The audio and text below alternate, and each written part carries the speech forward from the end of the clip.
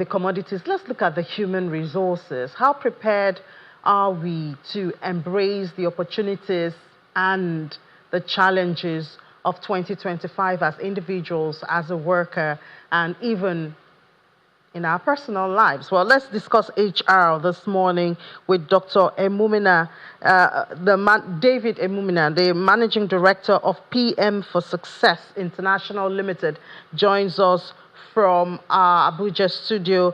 Dr. Emumena, good morning and Happy New Year to you.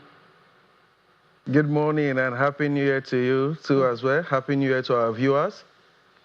All right, so thank you for having me.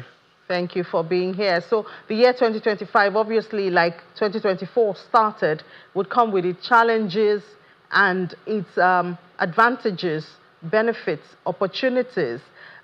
When you look at the Nigerian scenario and macroeconomic issues, we just talked about the Naira, commodities and all of that. ICT is also making its way already in core conversations. As individuals, how do you think we can prepare to make the most of this year? Okay, thank you very much once again. The opportunities are enormous. We have boundless opportunities around the capacity building, around training, around human resources, and individuals at this point need to understand that for you to be able to succeed in this year 2025, you must put a lot of things into consideration. You must build your capacity in the areas of ICT. Technology is advancing. We have new areas of technology innovations. We have the areas of IT, AIs, and the advent of AI is driving the conversations around whatever we do. So for a workforce, one that is working, an individual, at the beginning of this year, today is second, a lot of us have had good goals. This is what I want to achieve. This is what I want to achieve.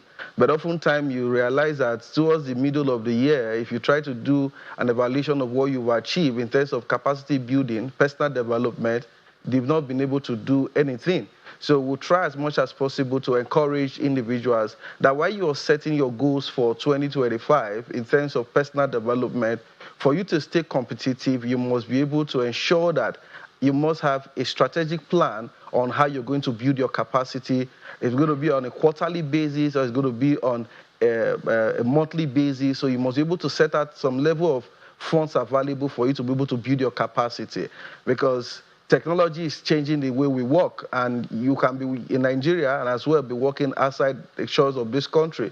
So that's why we say technology has come to stay, and we all as people that are working, we must embrace that technology and build our capacity in those regards. For those that are currently working and that want to upskill into different various sectors, you look at the relevant courses that are obtainable in those areas and train. For year 2025, there are key courses that we should be looking at: project management, data analytics, AI, UI, US. All of these courses are very relevant, emotional intelligence.